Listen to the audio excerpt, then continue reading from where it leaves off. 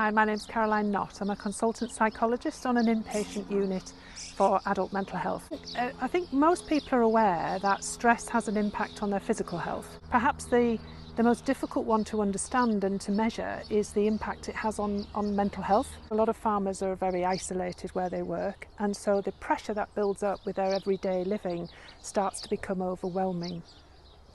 As this stress builds up, it has an effect on your ability to sort and sequence events. If the sequencing goes wrong, you find that you almost seize up and you're unable to plan anymore. So it gets really, really difficult to get through lots of jobs.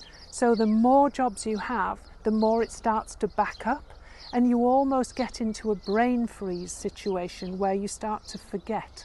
And it's the forgetting that becomes very dangerous in all machinery use, but especially in farming. If you're on your own, you don't have somebody else to prompt you for things like safety catches or bringing down the bucket when you're going under power lines. Those sorts of things are really, really important, and of course can be fatal. If I was really, really stressed, I wouldn't be able to plan properly in a day. I wouldn't be able to remember things properly. I would start to get irritable. I might start to feel low in mood. Feeling that you have all of these jobs out of 30 jobs, say, and every single one of them carries the same importance, you just get this sense of, I have to do them all, and I have to do them all now, and I can't do them. It's not unusual for people to find themselves just standing there, unable to make a decision, unable to sort and sequence and prioritise.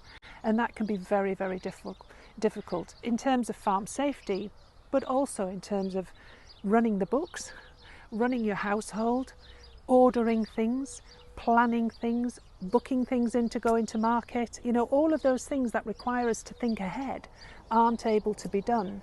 And so you may find that there's more arguments at home because you haven't paid something.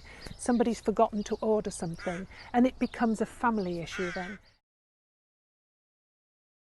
Start writing things down to say, let's look at the problem. It's usually hundreds of problems.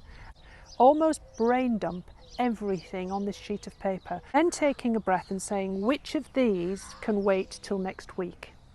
Which of these really don't need to be done at all? And which of these can somebody else do? Recognise that you're overwhelmed, to write it down and then to prioritise the jobs that are absolutely essential.